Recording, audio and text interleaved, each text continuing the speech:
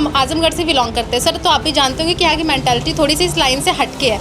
Like क्या कर रही हो, लोग देखेंगे तो क्या कहेंगे, ये है वो है। बीच में आपको रोक रहा हूँ मैं, ये बात आपने अच्छी कही कि अच्छा वो लोग कहते हैं ना कि 4 लोग देखेंगे तो क्या कहेंगे। ये 4 लोग हैं कौन, किसने देखा है? ये 4 लोग हैं कौन मुझे तो नहीं पता, लेकिन हमसे आपसे मिलके मम्मी कभी आपको कहते हैं अरे ढंग से पढ़ाई लिखाई कर लो, नहीं 4 लोग देखेंगे तो क्या कहेंगे। बिल्कुल बिल्कुल, ये 4 लोग कभी मिलते नहीं, ये 4 लोग कभी मिलते भी नहीं। और जब हम अपनी लाइफ में यही सोचने लगेंगे कि वो 4 लोग मिलेंगे तो हमें क्या कहेंगे, तो फिर लोग क्या कहेंगे, हम कुछ उनको कहने के लिए छोड़ देते हैं ना, उस चीज़ का टेंशन हम क्यों लेते हैं। ये केसेस लड़कियों के साथ होते ही क्यों हैं, क्यों ना कभी किसी लड़के के साथ होता है। तो इसमें मैं यही कहना चाहूँगी कि आप अपने लड़कियों को एक हद तक कंट्रोल में रखें, लेकिन उससे ज़्यादा ज़रूरी है कि आप अपने बेटे को सिखाइए। नमस्कार, मेरा नाम वसीम है और आप इस वक्त बदलेगा भारत देख रहे हैं। हमारे साथ इस वक्त मौजूद हैं सुप्रिया, जो आजमगढ़ ज़िले की रहने वाली हैं। 8 अगस्त को इंडिया लेवल पे एक ब्यूटी कॉन्टेस्ट हुआ है और उसमें इन्हें फर्स्ट रनर अप का खिताब मिला है। निश्चित तौर पर आजमगढ़ के लिए बेहद सुखद है, बहुत बड़ी बात है। और समाज में अगर इस तरह से लड़कियां आगे निकल कर आ रही हैं तो ये हमारे समाज के लिए, हमारे परिवेश के लिए निश्चित तौर पर सुखद संदेश है हम सभी के लिए। तो आज हम सुप्रिया से बात करेंगे, उनकी कामयाबी को लेकर के बात करेंगे, किस तरह की तैयारियां रही इनकी, पढ़ाई लिखाई कहां से हो रही है, कहां तक पहुंची हैं, और भविष्य के सपनों को लेकर के बात होगी कि आखिर करना क्या चाहती हैं। अक्सर हमारे यहाँ एक कहावत कही जाती है कि पूत के पाँव पालने में दिख जाते हैं। तो क्या कुछ था जो इन्होंने ब्यूटी कॉन्टेस्ट में हिस्सा लिया इंडिया लेवल पर? क्या शुरू से इनका यही ख्वाब था या कुछ और करना चाहती थी? इन तमाम मुद्दों पे हम लोग बातचीत करेंगे। सबसे पहले स्वागत है Supriya. Thank you so much sir. Hello everyone. कैसा लग रहा है आप बताएं? सर कैसा लग रहा है इसके लिए तो कोई शब्द नहीं है, बहुत ही अच्छा लग रहा है। No words about for this. तो पहले से ही सोच के रखा था ऐसा कुछ करना है, ब्यूटी कॉन्टेस्ट में हिस्सा लेना है? एक्चुअली पहले से सोच के तो नहीं रखा था, बट मेरा हमेशा से एक्स्ट्रा करिकुलम फील्ड में हमेशा से दौड़ता रहा है। और ये ब्यूटी कॉन्टेस्ट को जीतने का सिर्फ और सिर्फ एक ही मकसद रहा है कि मैंने अपने ही बारे में लोगों से ये चीज़ सुना है कि अरे ये काली खलूटी है और मतलब ऐसे ड्रेस पहनती है, ये करती है, वो करती है। तो इस वे में मैं कुछ लोगों को ये भी संदेश देना चाहूँगी कि मेरा आप लोगों से हम्बल रिक्वेस्ट है कि कभी भी किसी भी लड़की को आप जज ना करें, ना तो उसके कलर से, ना उसके ब्यूटीनेस से, ना तो उसके ड्रेसअप सेंस से। ये 3 चीज़ें अलग होती हैं। ह्यूमन बॉडी अलग होती है, ह्यूमन का नेचर, मैनर, संस्कार वो अलग होता है। तो ये उन लोगों के दिखाने के लिए ही था कि हाँ मतलब जो मेरा कलर है, जो मेरा ब्यूटीनेस, उससे मुझे प्रॉब्लम नहीं है। इसके साथ मैं बहुत कुछ करने के लिए कैपेबल हूँ, जैसे और भी लड़कियाँ होती हैं। तो यही दिमाग में आया था, इसलिए मैंने इसमें हिस्सा लिया। That's it. शुरुआत कर लेते हैं थोड़ा आपके फैमिली बैकग्राउंड से, फिर आगे बढ़ते हैं। माता पिता क्या करते हैं और कितने भाई बहन हैं आप लोग? मेरे फादर सिविल कोर्ट में सीनियर क्लर्क से भी रिटायर हुए हैं रिसेंटली। मम्मा हाउस वाइफ है। We are 6 sister and 2 brother और मैं 5वें नंबर पे हूँ। और 3 दीदी लोग की शादी हो गई है और 4थी दीदी की रिसेंटली होने वाली है, 5वीं तो मैं खुद हूँ। छोटी सिस्टर मेरे इलाहाबाद से नेट JRF की प्रिपरेशन कर रही है। मेरे दोनों भाई वो IIT की प्रिपरेशन कर रहे हैं फ्रॉम कोटा से। और हाँ यही है। बाकी पढ़ाई लिखाई आपकी? मेरी खुद की पढ़ाई लिखाई तो वैसे तो मैंने अभी बहुत कुछ पढ़ा है। लाइक ग्रेजुएशन कंप्लीट किया, आफ्टर मैंने डिप्लोमा किया फ्रॉम इलेक्ट्रीशियन से, कंप्यूटर ऑपरेटर से, फैशन डिज़ाइनिंग से, ब्यूटिशियन में भी मेरा डिप्लोमा रहा है। और अभी पर्टिकुलर मैं BEd कर रही हूँ अग्रसेन कॉलेज। इतने सारे फील्ड में कैसे मैनेज करती हैं? मैनेज इसलिए कर लेती हूँ क्योंकि मेरा इंटरेस्ट है ना, मेरा एक ही व्यू है कि हमें लाइफ एक बार ही मिलती है और जो हमारे अंदर टैलेंट है ना, हमें हर टैलेंट को कैच करके रखना चाहिए, ना कि सिर्फ एक के पीछे भागे। यही है। यहाँ से हुआ। अच्छा ये बताइए कैसे पता चला कि मुझे मेरा रुझान इस तरफ है? मतलब किस मोड़ पे समझ में आया ज़िंदगी के या पढ़ाई लिखाई के दौरान ने मुझे इस तरह की फील्ड में भी हाथ आजमाना चाहिए? एक्चुअली यहाँ 2 तरीके के लोग होते हैं। एक होते हैं जिनकी लाइफ में फेलियर आता है तो वो उसे कैच करके बैठ जाते हैं। बट मेरी लाइफ में कुछ मेरे पर्सनल चीज़ों से कुछ मेरा फेलियर रहा है, तो उसमें मैं 1 से 2 महीने ही पीछे गई हूँ, उससे ज़्यादा नहीं। तो उससे वहाँ से मैंने सीखा कि वहाँ से मैंने ये सब शब्द सुना है ना अपने लिए कि हाँ ये ऐसी दिखती है वैसी दिखती जैसे है। शुरू में आपने बताया जी, जैसा मैंने शुरू में बताया या शुरू में मैंने जैसा बताया। तो अभी रिसेंटली मैं अप्रैल में इसका एडवर्टाइज देखा था ऑन इंस्टाग्राम में वैसे यूज़ भी नहीं करती थी, अभी 4-5 महीने से यूज़ कर रही हूँ, 5-6 महीने में अप्रॉक्सीमेट हो गए। तो मैंने मार्च में देखा था, तो उस पर इसका एडवर्टाइज आया था, फिर उस पर मैंने अप्लाई किया। फिर हमारी पूनम जो इसकी ऑर्गेनाइज़र हैं पूनम कौशिक मैम, हमारी उनसे बात हुई, उनसे मैंने हर चीज़ें बताया। फिर उन्होंने हमारी फ़ोटोज़ मांगी, फ़ोटो में हमारा gesture, posture, what's attitude on a face, वो सारी चीज़ें उन्होंने देखा। उसके बाद उन्होंने रजिस्ट्रेशन कराया, उसके बाद उन्होंने इंट्रो लिया, उसके बाद ऑडिशन लिया। आफ्टर ऑडिशन हम इसमें सेलेक्ट होकर के आगरा तक गए। तो इसके लिए कोई खास तैयारी वगैरह किया सुप्रिया आपने, कि ऐसे ही बस कॉन्फिडेंस जो आपके अंदर है उसी को लेके आगे बढ़ती है? एक्चुअली खास तैयारी तो सर वैसे नहीं हो पाई, जो भी मेरा रहा है वो रिसेंटली रहा है विथ माय कॉन्फिडेंट, क्योंकि अभी मेरा बीएड का एग्ज़ाम भी चल रहा है। परसों मैंने कॉन्टेस्ट जीता और कल मेरा बीएड का एग्ज़ाम था, फर्स्ट सेमेस्टर का फर्स्ट पेपर, और फिर कल मेरा एग्ज़ाम होने को है। तो सब कुछ बिल्कुल सर। और वही उतना ही नहीं, परसों मुझे बनारस निकलना है पेपर देके तुरंत, और नरसों मेरी मुंबई के लिए फ़्लाइट है। तो ये समझ ले अगस्त का Mumbai for blessful miss India के लिए। अच्छा जी, यानी जो आपने सिलसिला शुरू किया है उस कारवां को आगे बढ़ाने की कोशिशें शुरू कर दी हैं। बिल्कुल सर। अच्छा, वक्त मिलता तो सुप्रिया को क्या लगता है कि जो ये फर्स्ट रनर अप का खिताब मिला है वो कहीं फर्स्ट प्राइज़ में बदल सकता था? एब्सोल्युटली मलाल तो मुझे नहीं है सर, क्योंकि जिस तरह से मैंने तैयारी, उतनी सारी तैयारियां नहीं की, सिर्फ एक कॉन्फिडेंट के लेवल पे मैं इस पोजीशन तक आई, मेरे पेरेंट्स की वजह से और ख़ुद मेरे कॉन्फिडेंट की वजह से। बट आगे मैं बिल्कुल कोशिश करूँगी कि मैं इससे भी अच्छा करूँ। जो भी रहेगा वो मेरा प्रिपरेशन के साथ रहेगा, क्योंकि मुझे कॉन्फिडेंट है विदाउट प्रिपरेशन अगर सुप्रिया यहाँ कर सकती है तो with preparation Supriya can do each and everything. आगे की क्या प्लानिंग है, आगे क्या करना चाहते हैं? आगे की प्लानिंग तो सर दो ही है, कि मैं अपने पेरेंट्स की ड्रीम को पूरा करूं एंड इवन देन फिर मैं अपने ड्रीम्स को पूरा करूं। यही मेरी दो प्लानिंग है। अक्सर लोग कहते हैं कि मुझे अपने सपने पूरा करना है, लेकिन आप कह रहे हैं पेरेंट्स के ड्रीम, उनके ड्रीम क्या है? पेरेंट्स की मेरे शुरू से एक ही ड्रीम रहा, मैं हमेशा एक्स्ट्रा करिकुलम चीज़ों में भागती रही हूँ, लाइक हमेशा डांस करना, हमेशा फ़ोटो शूट कराना, इन सभी चीज़ों में। तो पेरेंट्स को मेरे उससे प्रॉब्लम तो नहीं रही है, क्योंकि मेरे पेरेंट्स को उन्हें रिजल्ट से मतलब होता है कि तुम रिजल्ट अच्छा दो फिर कुछ भी करो अपने लिए। तो पेरेंट्स के लिए मैं इसलिए करना चाहती हूँ क्योंकि आज मैं यहाँ हूँ, आज मैं ऐसी हूँ, तो just credit goes to my mama and papa. बचपन में आप जैसे आपकी मैं देख रहा हूँ पूरी बॉडी लैंग्वेज को समझ रहा हूँ, तो नटखट टाइप की हैं आप हैं, शरारतें खूब करती रही होंगी बचपन में, तो कभी पिटने उठने का भी चांस आया? पिटने का चांस तो अभी भी आ जाता है कभी कभी, इसके लिए मैं क्या बोलूँ। पिटने का चांस तो अभी भी आ जाता है कभी कभी, बिकॉज हम बच्चे जो है ना, हम वो कितने भी बड़े हो जाए लेकिन पेरेंट्स की नज़र में हमेशा छोटे ही होते हैं। तो वो हमेशा ही लाइफ टाइम, मतलब वो जब तक हमारे बीच में रहते हैं वो हमेशा ही कुछ ना कुछ हमेशा सिखाने की कोशिश करते हैं। तो उसमें थोड़ा डांट, थोड़ा ऐसे झपटीबाजी सी थोड़ी सी हो जाती है, तो वो अभी भी चलती है। तो जैसे हमारे समाज में अक्सर ये देखा जाता है, लोग लड़कियों को कहते हैं कि बाहर मत जाओ, निकलो मत, मतलब आज़ादी जैसा कुछ नहीं होता है, ठीक है, स्कूल जाओ, स्कूल से वापस आओ, और इन सब चीज़ों को करने के लिए थोड़ा सा हमें फोकस्ड होना पड़ता है, टाइम देना पड़ता है, बाहर निकलना पड़ता है। तो इसके लिए कभी गार्जियन ने रोका नहीं? एक्चुअली गार्जियन ने मुझे रोका तभी है जब मैं लेट नाइट घर आई हूँ। जैसे कि कभी हो गया कि हाँ शॉपिंग करने में लेट हो गया, या कभी बारिश होने लगी तो मैं स्टे हो गई हूँ। हिस्सा लेने से पहले क्या आपने उन्हें बताया था कि मैं हाँ ऐसा करने जा रही हूँ? जब मैंने फॉर्म अप्लाई किया था तब तो मैंने नहीं बताया था, क्योंकि मुझे उस टाइम में मैं कंफर्म नहीं थी कि पता नहीं ऑडिशन में मैं सेलेक्ट होंगी कि नहीं होंगी। बट जब मैं ऑडिशन में सेलेक्ट हो गई, फिर जब लिस्ट में नाम आ गया कि हाँ आप आगरा को इवेंट होना है आगरा में और आपको इतनी तारीख को आना है, तब मैंने पेरेंट्स को बताया था। तो पेरेंट्स का स्पेशली मम्मा का ये रिएक्शन था कि ये क्या कर रही हो तुम, पढ़ाई लिखाई पे ध्यान दो। लाइक हमारे आजमगढ़ में एक भोजपुरी बोली जाती है कि ई तू का करो, तू पढ़ाई लिखाई पे ध्यान दा, लाइक दिस। तो मम्मा का यही वर्ड्स था मेरे लिए।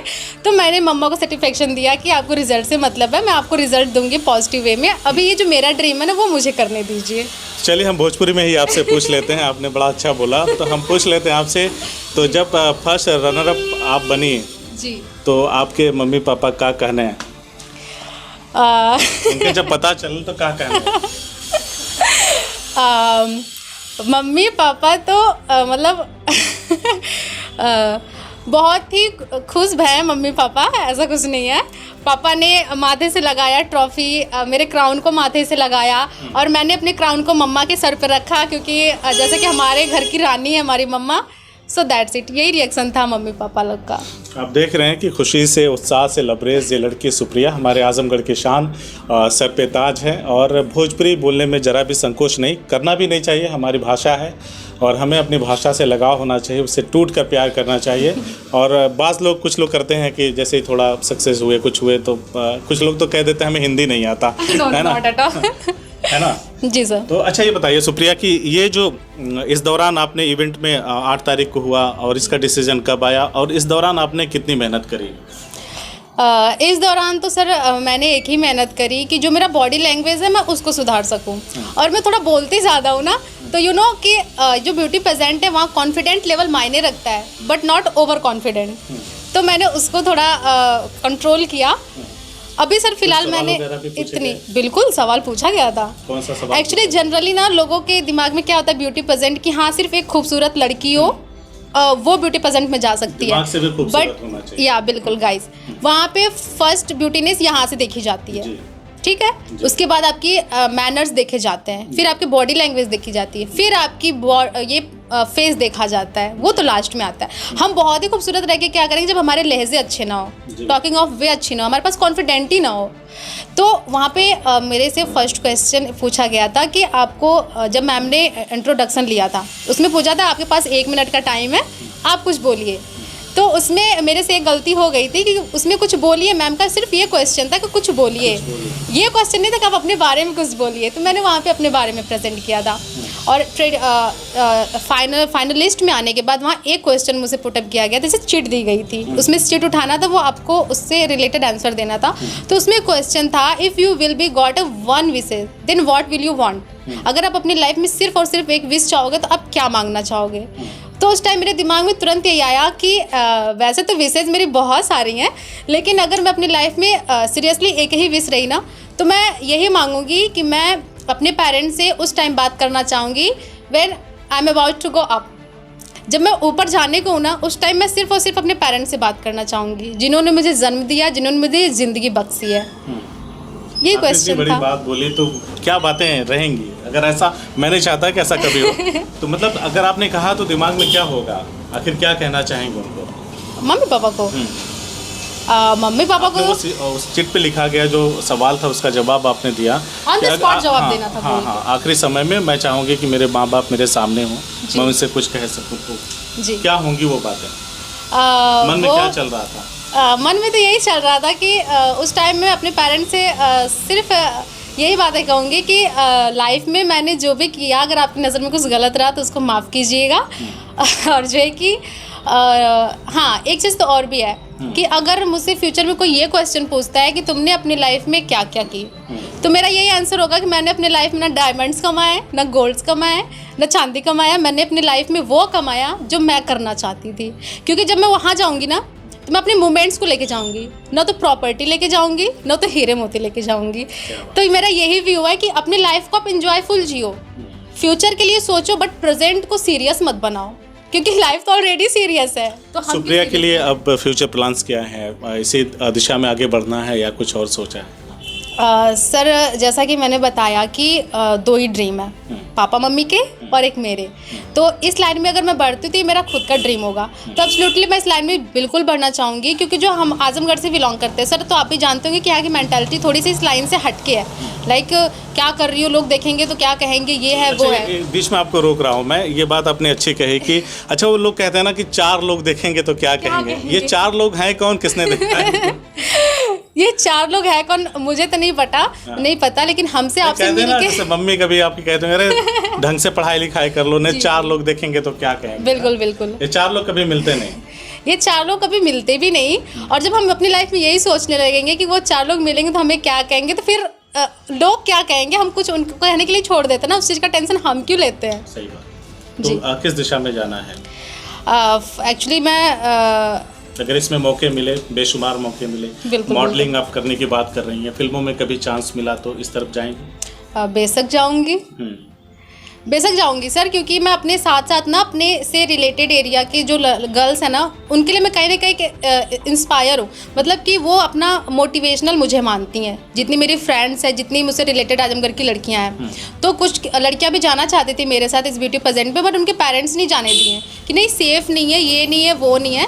तो आप अपनी मैंटेलिटी से ये चीज़ निकाल दीजिए। अगर हम सेफ़ है ना अपने आप में, तो हर फील्ड सेफ़ है, अदरवाइज कहीं भी सेफ्टी नाम की चीज़। आखिरी सवाल और बेहद संजीदा सवाल है, इसको जवाब मैं चाहूँगा। वैसे तो आप ब्रिलियंट हैं, तेज़ हैं, सोच समझ के ही जवाब देंगे, लेकिन मैं चाहता हूँ कि आपका वो जवाब हमारे देश की बेटियों के लिए हो। तमाम बंदिशों के बीच अगर हमारी बेटियाँ सक्सेस हो रही हैं, सफलता पा रही हैं, कामयाब हो रही हैं, तो उसके पीछे क्या वजह है और गार्जियंस को कितना सपोर्टिव होना चाहिए अपनी गर्ल्स के लिए? एक्चुअली पाबंदियों से लड़ना तो जैसे कि तमाम बंदिशें, जैसे तमाम लेट बंदिशें, नाइट की आपने बात किया, कभी लेट हो गया, कभी आउटर जाना है, तमाम बंदिशें होती हैं। एक्चुअली जो बंदिशें होती हैं ना, अगर इस पे पेरेंट्स हमें बोलते हैं तो हमारे पेरेंट्स गलत नहीं होते हैं। एक्चुअली जो समाज में चल रहा होता है उसके अकॉर्डिंग ही पेरेंट्स हमें बोलते हैं। रिसेंटली आप बहुत सारे केसेस देख सकते हैं ना कि क्या क्या हो जाता है समाज में, तो उसमें पेरेंट्स की भी गलती नहीं है गर्ल्स। उसके लिए मैं यही कहना चाहूँगी कि पेरेंट्स अपने बच्चों को समझें, खास करके अपनी बेटियों को समझें, और हम बेटियों को भी ये चाहिए कि हम अपने पेरेंट्स को समझें। कि हमें वो फ्रीडम नहीं चाहिए जिसमें हमारा भविष्य ना हो, हमें वो फ्रीडम चाहिए जिसमें हम अपना कैरियर बना सकें। बिल्कुल सही बात। और पेरेंट्स के लिए मैं यही कहना चाहूँगी कि मेरा ये हम्बल रिक्वेस्ट है कि आप अपनी बेटियों पे भरोसा रखिए, और ये भरोसा आपका तभी आएगा जब आप बचपन से वो अपनी बेटियों को संस्कार दे रहे होंगे। ठीक है, अगर आप अच्छा संस्कार देंगे, आपकी बेटी अच्छा सीखेगी, तो वो डेफिनेटली वो कुछ अच्छा ही करेगी। अच्छा, अब मुझे एक चीज़ बताइए, जैसे अक्सर लोग हमारे यूपी में महिलाओं के साथ, बच्चियों के साथ बहुत जो दुष्कर्म की घटनाएं होती हैं, मर्डर हो रहे हैं, मारपीट हो रहा है, जो हरेसमेंट हो रहा है, उसको लेकर के क्या कहना है, ताकि एक सही परिवेश में बेटियां पल सकें, आगे बढ़ सकें, ताकि जो सरकारी नारे हैं ना, बेटी पढ़ाओ बेटी बचाओ, वो सिर्फ नारे हैं, हकीकत में बदल सकें। एक्चुअली ऐसे केसेस को मैं देखती हूँ ना, तो मेरे दिमाग में एक ही चीज़ आता है कि ये केसेस लड़कियों के साथ होते ही क्यों हैं, क्यों ना कभी किसी लड़के के साथ होता है। तो इसमें मैं यही कहना चाहूँगी कि आप अपने लड़कियों को एक हद तक कंट्रोल में रखें, लेकिन उससे ज़्यादा ज़रूरी है कि आप अपने बेटे को सिखाइए। ठीक है, मेरा एक यही चीज़ मैंने एक बार सोची थी कि अगर मेरे फ्यूचर में मेरा कोई बेबी बॉय होता है, अगर वो कभी भी कोई भी मिस्टेक करता है, तो अगर मैं उसको 2 थप्पड़ लगाऊंगी तो 1 थप्पड़ अपने आप को लगाऊंगी। वो इसलिए लगाऊंगी कि मैंने अपनी परवरिश में कहीं तो कोई कमी छोड़ दी जो इस बच्चे ने आज ये गलती करी। तो यही चीज़ चाहिए कि आप अपनी बेटियों को संस्कार दीजिए, और वही संस्कार अपने बेटे को भी दीजिए। बिल्कुल सही। लास्टली आजमगढ़ के लोगों से क्या कहेंगे? सारा आजमगढ़ खुश है आपके इस कामयाबी से, तो क्या कहेंगे आजमगढ़ के लोगों से? सबसे पहले तो मैं पूरे आजमगढ़ को धन्यवाद देना चाहूँगी, और मैं बहुत प्राउडेबल हूँ कि मैं आजमगढ़ से बिलोंग करती हूँ। और आजमगढ़ वालों को मैं यही कहना चाहूँगी कि अगर आपके घर की बहन बेटी जो भी हो, अगर इस लाइन में निकलना चाहती है ना, तो आप उसका सपोर्ट कीजिए। पहला हमें मेंटली फिजिकली सपोर्ट की ज़रूरत होती है, फाइनेंशियली तो बाद में आता है, वो बाई हुक बाई क्रुक हो जाता है। लेकिन हम ढेर सारे पैसे भी रख के क्या करेंगे जब हम मेंटली अपने बच्ची को सपोर्ट ही ना कर पाएँ। तो पॉजिटिव माइंड ज़रूरी है, पहली चीज़ तो पॉजिटिव माइंड इसके लिए ज़रूरी है। अगर हम पॉजिटिव सोचेंगे हम तभी कुछ पॉजिटिव कर पाएंगे अपने लिए और अपने बेटियों के लिए।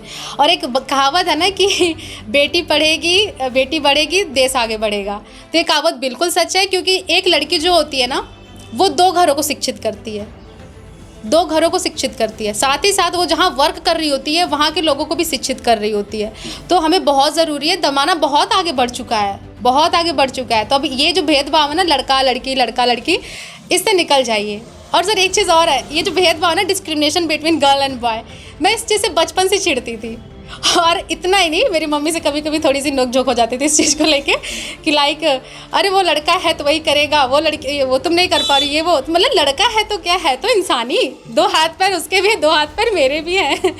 तो वो डिस्क्रिमिनेशन छोड़ दीजिए, दुनिया अपने आप आगे बढ़ेगी, इंडिया अपने आप आगे बढ़ेगा। तो देखा आपने, हमने बात किया सुप्रिया से। सुप्रिया ने ब्यूटी कॉन्टेस्ट में फर्स्ट रनर अप का खिताब हासिल किया है और आजमगढ़ के लोगों को गौरव प्रदान किया है। हम 4 लोगों की परवाह करना छोड़ दें कि लोग क्या कहेंगे, वो 4 लोग क्या कहेंगे, तो रिज़ल्ट कुछ इस तरह से होगा। चाहूँगा एक बार ट्रॉफी थोड़ा उठा के दिखाएं। रिज़ल्ट कुछ इस तरह से होगा, अगर हम 4 लोगों की बात को ना देखें, 4 लोगों की बात को ना सुने, 4 लोग कहेंगे क्या उसकी परवाह ना करें, तो हमारी बेटियां भी कामयाबी के झंडे गाड़ सकती हैं।